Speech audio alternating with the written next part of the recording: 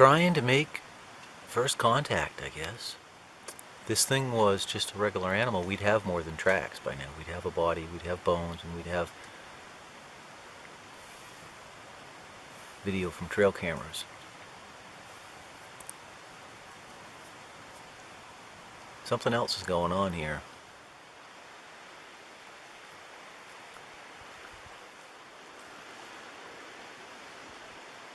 Must be something dead right here, because look at them circle.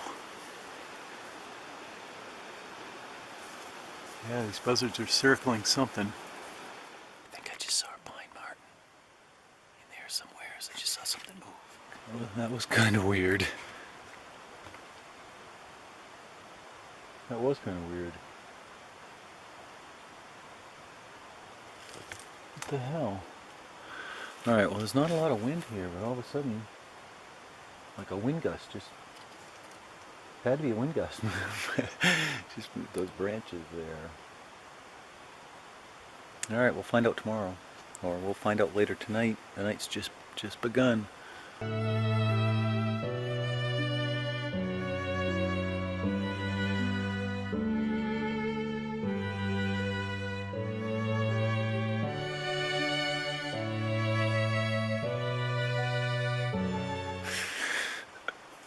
Oh, this is almost as bad as the time that I was camped out and I thought that a moose was a Bigfoot and got all freaked out in the cab of the truck. All this talk of cloaking, man, has me on edge. I just saw, I might have got it on video, like I'm talking, it's real quiet, right? You can hear the brook, but it's real still here. And right, all of a sudden, like right over in here, probably starting over in that way by that, I think it's a spruce tree. All the boughs in there, just like violently, almost like a little tornado came through there. And I didn't feel any wind. That was what was really strange. I didn't feel, I mean, there's a little bit, a hint, I'm not going to say there's no wind, there's a little bit of wind. But man, that was odd.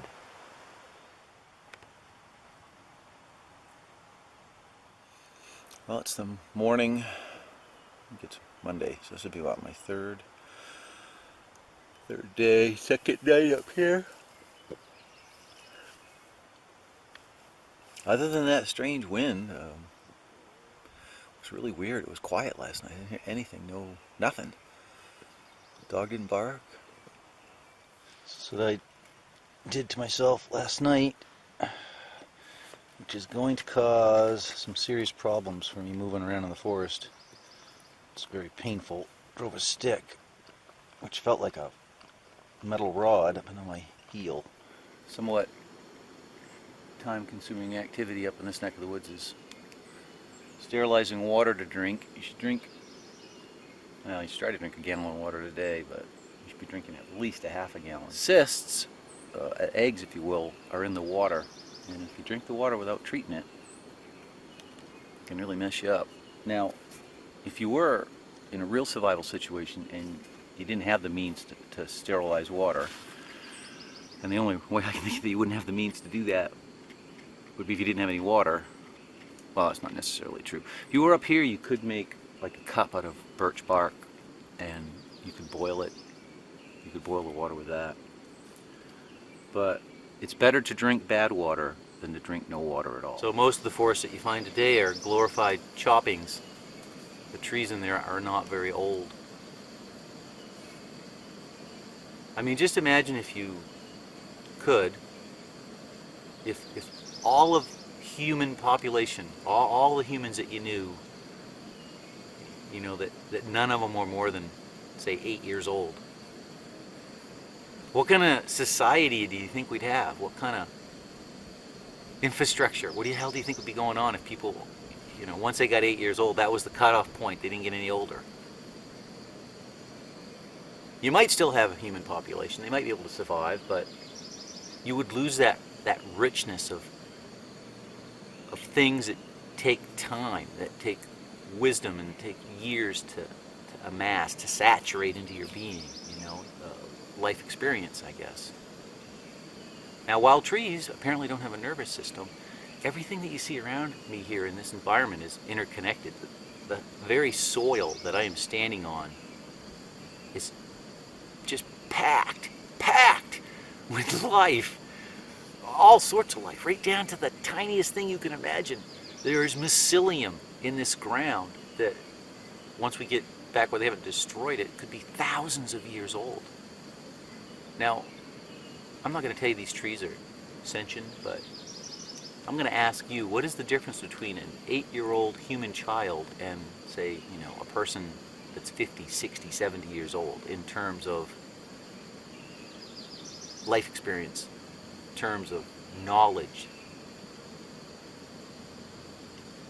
While no one has yet done a study, you can't tell me that common sense wouldn't tell you that an old, intact, rich forest has something powerful and valuable.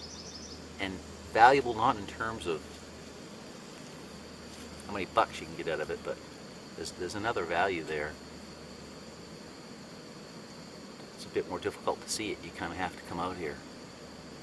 So I'm going to take you guys along. That's what we're looking for, a full roiling boil. That'll kill the nasties. See that? Here, I'll put my foot next to it.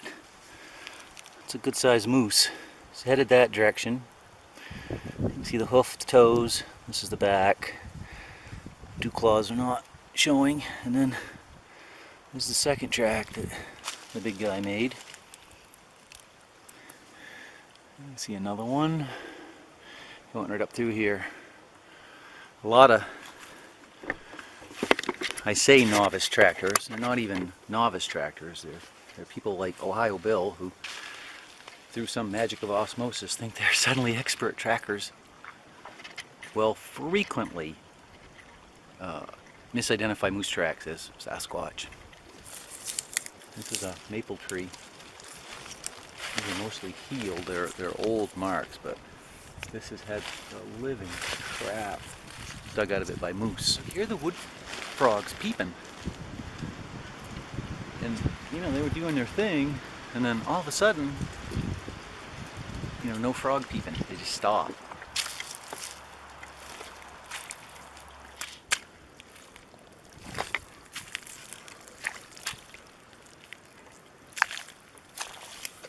Fiddleheads are just starting to come up.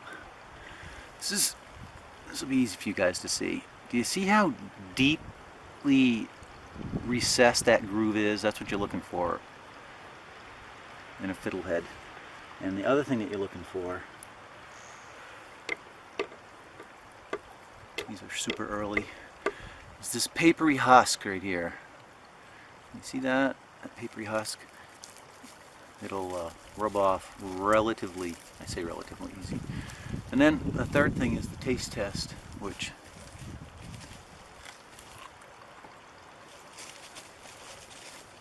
shouldn't be too bitter. I mean, it should almost be a little bit sweet, and should taste like a string bean. Oh, wow! Wow, wow, wow. Check this out. Fiddleheads are up, man. See all these little... They call them fiddleheads because it looks like the end, you know, the head, the part where you tune a fiddle. Look how bright green they are. So another thing you're looking for is this almost painful to look at bright green.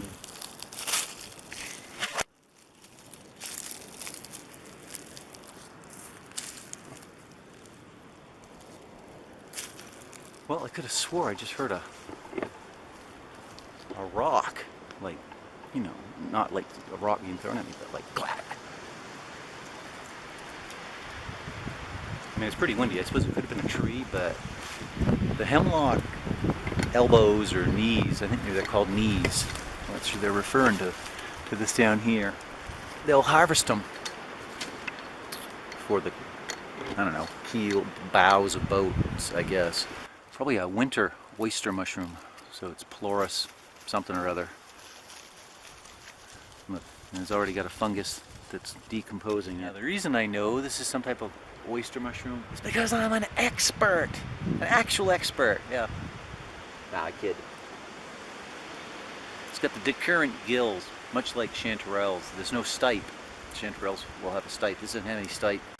Some deer scat, colonies of moss and lichen that are working together, and they're slowly breaking down the surface of this granite boulder. There's some minerals, there's a little bit of stuff they get out of this granite boulder. Everything else they're just getting out of the air, or they're getting this, you see up here, see they've got, these are some beech leaves and some maple leaves. Those right there, that's an old maple leaf.